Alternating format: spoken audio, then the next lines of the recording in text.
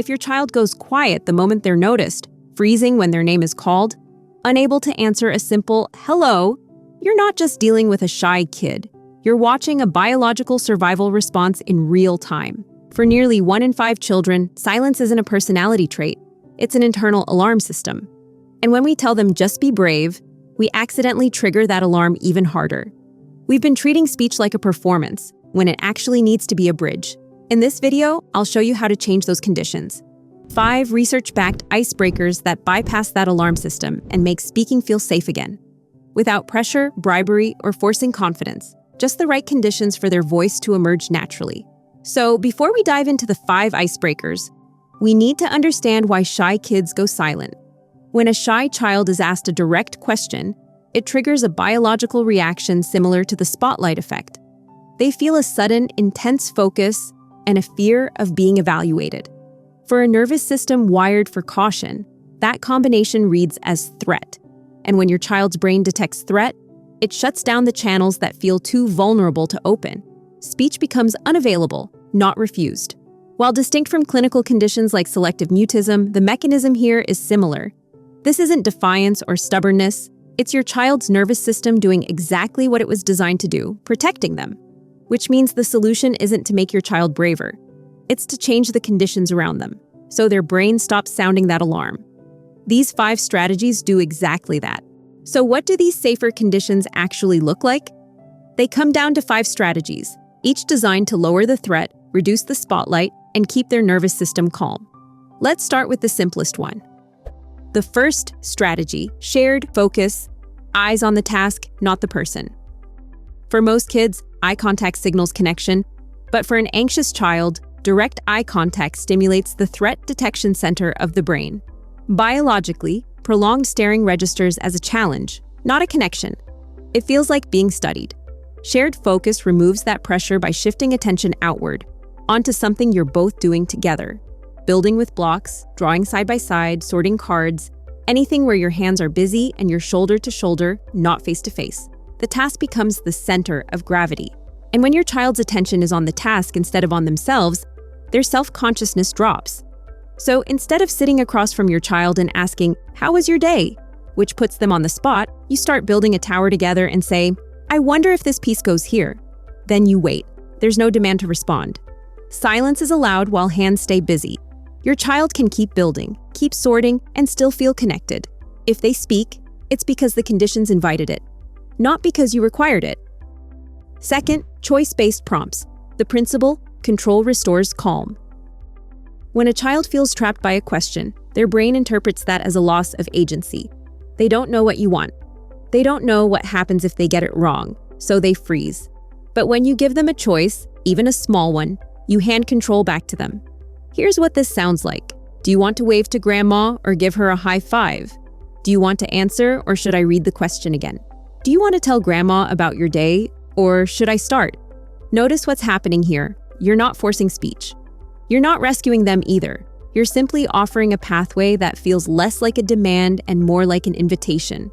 Both choices are acceptable, including silence. If your child chooses not to speak, that's okay. No disappointment, no pressure. This teaches their brain something critical, that they have agency in social moments, that they won't be cornered, that you're a safe person to navigate uncertainty with. Third, proxy voice. This one is powerful. Here's the idea. If your child can't say how they feel, ask how their favorite character would feel. This creates a character buffer. It allows your child to express emotion without self-exposure. So instead of asking, "Are you nervous about the new school?" which puts them in the spotlight, you ask, "How do you think Bear would feel meeting new kids?" Or if they're building with Lego, "What would this Lego figure say right now if they could talk?" What you're doing here is externalizing the feeling. Your child doesn't have to say, "I'm scared." They can say, "Bear is scared." And in doing so, they're still processing the emotion. They're still using language, but they're doing it from a safe distance. This is especially powerful for children who struggle to name their own feelings. The character becomes a bridge between what's happening inside and what they're able to say out loud. And don't worry, you don't need to do a silly voice or be an actor. Just holding the toy is enough. The child never has to say, "I." Feelings are externalized, not confessed. There's no moment where they have to admit what they're feeling. The character holds it for them. until they're ready to hold it themselves. Fourth, micro-responses. Lower the bar to raise the voice. Here's what most parents don't realize. When we ask a question, we're often expecting a full sentence, a coherent answer, the perfect response. But for a child whose nervous system is working overtime, that's a high bar, so we lower it. Instead of expecting words, we accept any response. Pointing, nodding, a thumbs up, a shake of the head, one single word. Do you want the red one or the blue one? Your child points, that counts. Did you have fun today? They nod, that counts. What did you have for snack? They say, apple. That counts. No correction. No follow-up questions unless they initiate. No, can you say more? Or use your words. Because speech builds momentum when the first step is small enough to succeed. Every time your child makes a micro-response and you honor it without pushing for more, their brain learns something important. It learns that responding is safe, that small efforts are valued, that they don't have to perform in order to connect. There's no hidden expectation, no right level of speech. Your child responds in whatever way they can, and that's enough. Fifth, delayed voice. And this one might be the most emotionally powerful. Here's the scenario. Your child freezes at the birthday party. Can't say thank you. Can't answer when the host asks if they want cake. The moment passes. Everyone moves on. And you're left feeling like you failed. Most parents feel like the moment is gone, like they failed to prepare their child, or worse, like their child disappointed them. But here's what changes everything. You can replay it. Later that day, once their body is completely relaxed and you're somewhere cozy, like on the sofa or snuggled in bed, you calmly ask, "What would you have liked to say at the party?" And you let them say it. Let them act it out. Let them whisper it. Let them tell their stuffed animal what they wish they'd said. Here's why this works. Every time your child says the words, even in a safe, low-pressure replay, they're rewiring their brain. Teaching it that saying these words is safe, that the feeling of speaking doesn't have to come with panic. This isn't about going back and fixing the past, it's about rehearsing for the future. There's no expectation that this replay will fix the next social situation immediately. This is practice, not punishment. You're not saying, "Good, now you'll be able to do it next time." You're simply giving their brain a chance to rehearse in safety. Over time, the gap between the freeze and the voice gets shorter. Not because you pushed, but because you gave them a way to build the bridge on their own terms. Here's the most important thing you can do, and it has nothing to do with what you say. Most adults wait 2 or 3 seconds before jumping in. But a shy child's brain is doing 2 jobs at once, down-regulating anxiety and formulating language. That takes double the processing time. When you step in too early, you hijack that process. So here's the rule. The next time you ask your child a question, silently count to 10, not out loud, not dramatically. Just give them the gift of a long pause. 10 seconds feels like a lifetime when you're standing there waiting. Your instinct will be to fill the silence, to rescue them, to answer for them, to say, "It's okay, you don't have to answer." But here's what's happening in those 10 seconds. Your child's brain is doing a lot of work. It's lowering that internal alarm, it's processing the question, and it's building up the courage to push the sound out.